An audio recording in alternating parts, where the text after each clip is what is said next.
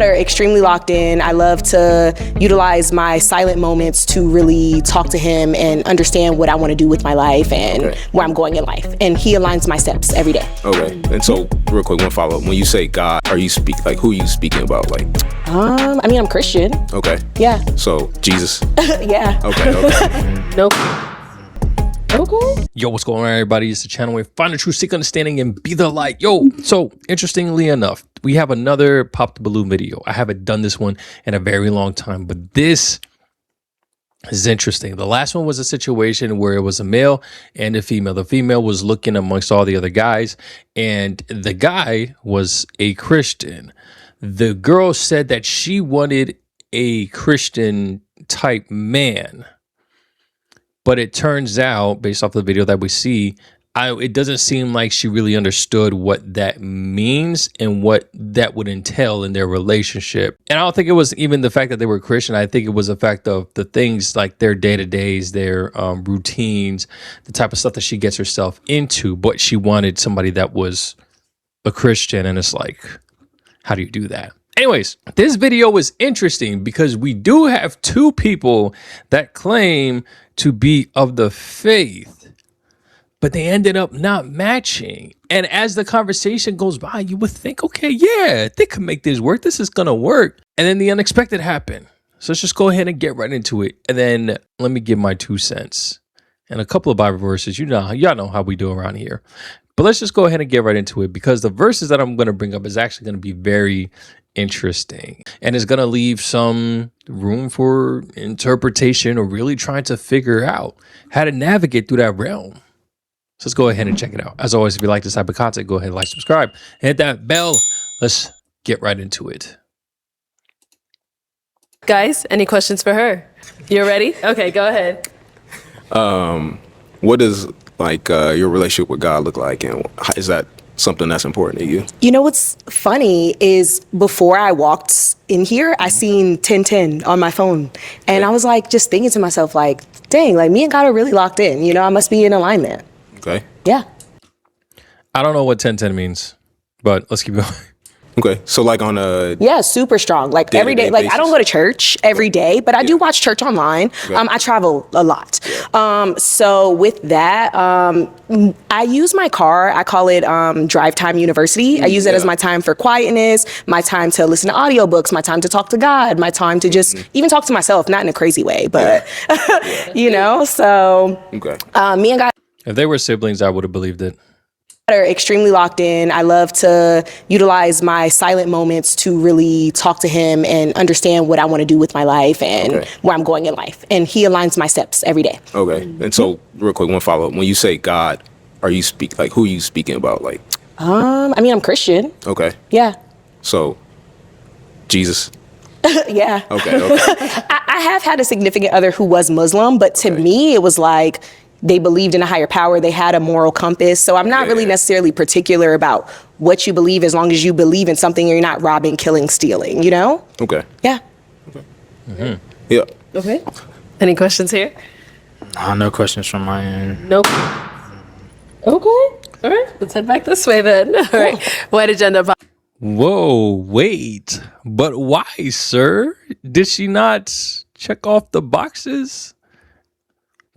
What happened? For why? For why, boss? For why? I thought, you know, things were cool and whatnot. I ain't see that coming.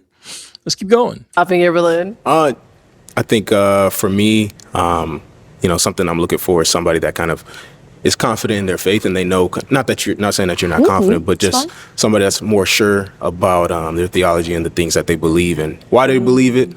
And then just really, I think you mentioned something about like spirituality a little bit, so that's not something that I necessarily align with. And I think you also I'm not spiritual, I'm Christian. Oh, I'm sorry, but I think you did say something about you know, being able to be with somebody that might believe something else. I don't believe in that, but I'm fine with that. Right, and that's where. But you believe the same thing I believe, correct? What? You're Christian? Yeah, I believe. Right, I'm Christian too. Right, so I'm just saying that I wouldn't necessarily be able to be with somebody that believes that it's okay for their partner to, you know, be with somebody that, or for their partner to have a different belief than them? Because you're saying it's okay for your partner to have a different belief than you ultimately. So you don't think that it's important to respect other people's religious beliefs? I think biblically, Scripture says that, we have to be equally yoked. And so when Paul says that, I look at us being equally yoked as something where we're both going into the same direction. And to me, if somebody is not of the same faith, then they're going in a different direction. Are me and you not equally yoked if we're both Christian? Yes, if you are, but I'm saying that that doesn't 100% of the time mean that. I mean, even if we just look at it from a different standpoint of just going into, let's say, politics, you could have two Christians that, claim to be of the faith, but their politics will separate them, which it shouldn't. And then you even have denominations, which will separate two Christians, but it shouldn't. And then you even have race, which shouldn't separate them, but it does. There are many reasons why you can't just say, just because I'm Christian, you're Christian, that means that we'll automatically connect. No, we are human. And unfortunately, although that would be the ideal case, and it seems like you would be easygoing Christian, but then that goes to his point. Are you confident enough in your faith to know exactly what is what? Because when it comes to faith, there is no swaying. There is no, just, oh, okay, well, you can do this or you can do that, unless it's actually like a preference type thing. And then that would require a deeper conversation with her, honestly. But let's keep going. It's not done. It's not done. in your situation right now, you would be okay with somebody else that isn't, right? To me, that tells me that for you, your faith is you're at a place in your faith where it's not that high of a priority for you for y'all to both be the same. And to me, that is something that I'm looking at as like, that relationship was in the past. okay, yeah, fair enough. We'll leave it at that. Yeah, I ain't trying to get into theology, but I know, that's what we're gonna you know leave it at saying? that. So Okay. So now, is he someone?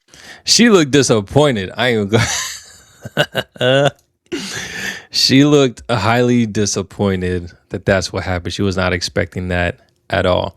But I think there's a high level of understanding your ground in your faith and, you know, being confident in your faith and knowing what it is that you stand for. Let's go ahead and dig right into the verse. So we have 2 Corinthians 6, verse 14 through 16. Do not be unequally yoked with unbelievers. For what partnership has righteousness with lawlessness? Or what fellowship has light with darkness? What accord has Christ with Belial? Or what portion does a believer share with an unbeliever? What agreement has the temple of God with idols? For we are the temple of the living God. As God said, I will make my dwelling among them and walk among them.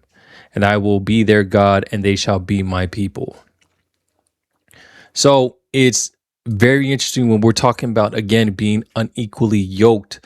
When we have like cattle, when we have donkeys or whatever four-legged creature that was used for dealing with the farming, there's that yoke that's around their neck, and there's usually a spot for two people. They have to be equally yoked so that they can move whatever it is that they're hauling behind them. Now, important thing is with the yoke, you can't go in two different directions because we're stuck together.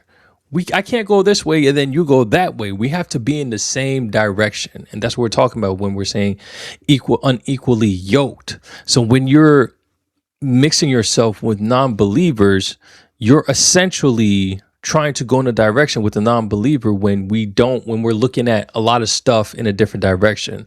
Now, does that mean to completely exclude yourself from other people of the world? No, that's not exactly what that means. But when it comes to who we dedicate ourselves to, who we're putting majority of our time to, who we are doing life with, it shouldn't be with unbelievers. There are too many things that are different when I'm thinking to go this way and you're thinking to go that way. We're not yoked.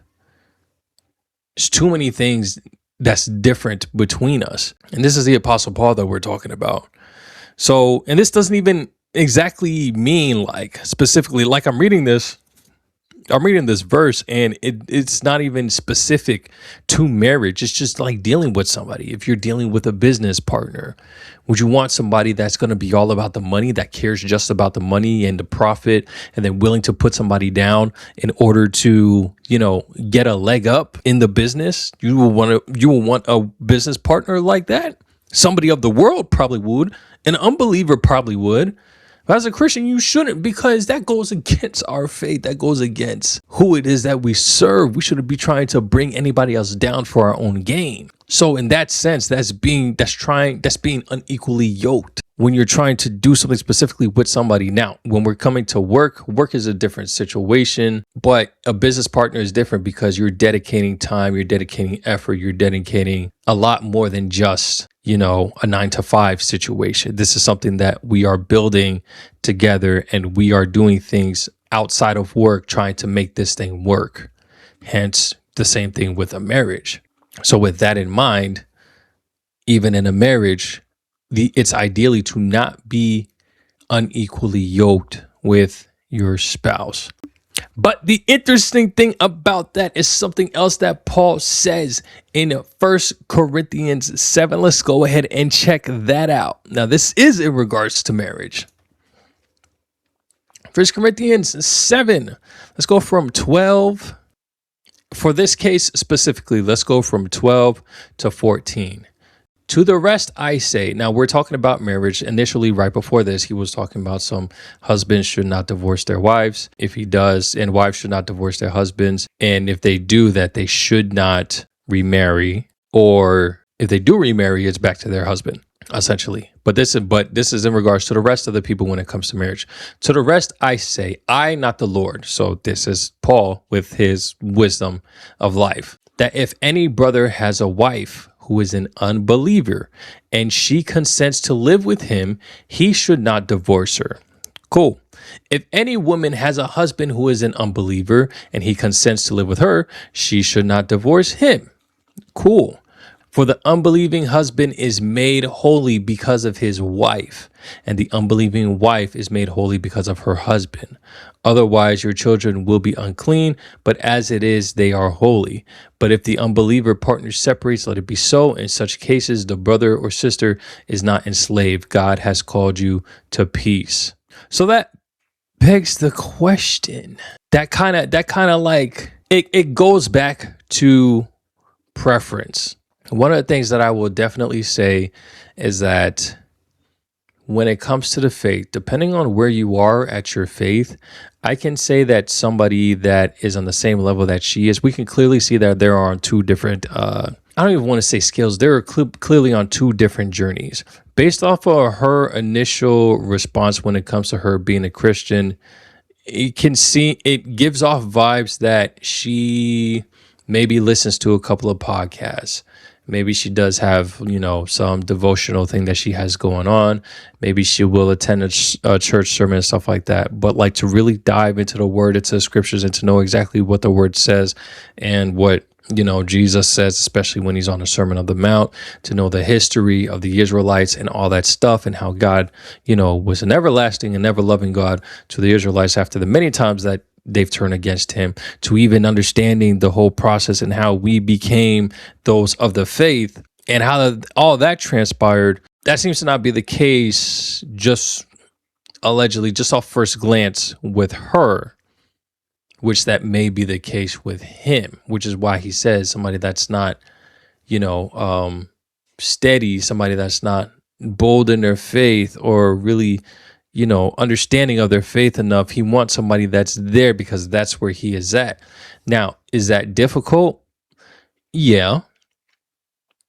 Because like even to this day, I don't even even right now, I'm positive that my wife still isn't even on the same spiritual journey I'm on, but she's on a journey and she has to be because she's living with me. But I don't know. It's just interesting because the whole unequally yoked part, yes, that part is true. It wasn't specific on who we're supposed to be unequally yoked yet, just with non-believers. Cool. So I would think that marriage falls into that category. But in this passage, we see the Apostle Paul says specifically that if we are to marry unbelievers, so then the idea becomes, what do we do now? This means that it's okay for us, in Paul's eyes, it's okay for us to marry unbelievers. It's not the end of the world if we marry unbelievers. I think a lot of what Paul says and how we should do life at that point is preference rather than principle. Because in this type of situation, I mean, he says that it's him, not the Lord. And not only that, based off of the way that the word is, we shouldn't really just keep ourselves to just those that are of the faith. But he doesn't necessarily say that we utterly can't marry somebody that's not a believer. It's just probably ill-advised. It's probably ill-advised to do that. But again, just because somebody is an unbeliever, that doesn't mean that the Lord cannot work in them through you to get them to believe. I mean, I've seen there's several people in my small group at my church right now that say, yeah, I was an unbeliever and then I got married and then now I'm a believer. Or they weren't a believer before. Maybe them and their spouse weren't a believer before. They became a believer, then their spouse became a believer. So it kind of changed my mind frame in the whole thing as a whole, because I was in full agreement with Homeboy. But the more that I think about it, especially reading into this verse and like really trying to think through, I'm really not seeing any other verses that kind of say otherwise. There's kind of a lot of ambiguity in this situation. And I just think that, and I'm getting this feeling that there is grace that can be put upon individuals when you marry somebody that's not a believer. But again, the heartache, the issues, you really have to be stern in your faith and rely heavy on your faith if you're going to do so. Not to say that, nothing can't happen with a believer too, because we're all sinners at the end of the day, but issues can really come with non-believers. Because if you're true about your faith, there's certain things that you'll end up doing or not doing that the non-believer may not be okay with. And honestly, I think that there are certain non-believers that just needed that little push to be believers just because of the way that they walk with their regular life. For somebody that's heavy, like if I'm sitting here, I'm attracted to somebody that's, a drunkard, she likes to go out and drink all the time and smoke weed and she's out in the streets all throughout the day, irresponsible with her money, stuff like that. But I just love her for whatever reason. Now, I think there is a situation in the Old Testament where I could be wrong about that. So I'm actually not going to bring that up because I don't want to be incorrect. But somebody correct me if there was a situation like that in the Old Testament where there was somebody, where there was an Israelite that did take in somebody that was a prostitute or something to that degree. And then in turn, she then became holy. I can't remember exactly correct me if I'm wrong. But again, the heartache, the issues, all that stuff. But I guess love overcomes, right? So is Homeboy wrong for what he said? I don't know, y'all. I don't know. I think based off of his preference, I mean, of course, I don't think he's in the wrong. I don't believe he's in the wrong. I think in my day and age right now, I would be more on the same side as him. As I mentioned before, I could be a little more lenient now that I'm reading this and doing this little Bible study with y'all. But for those of y'all that, have more details on this situation, y'all let me know in the comment section what y'all think. And let's talk about it, because this is very interesting. I'm gonna catch y'all next one. Y'all take it easy. Peace.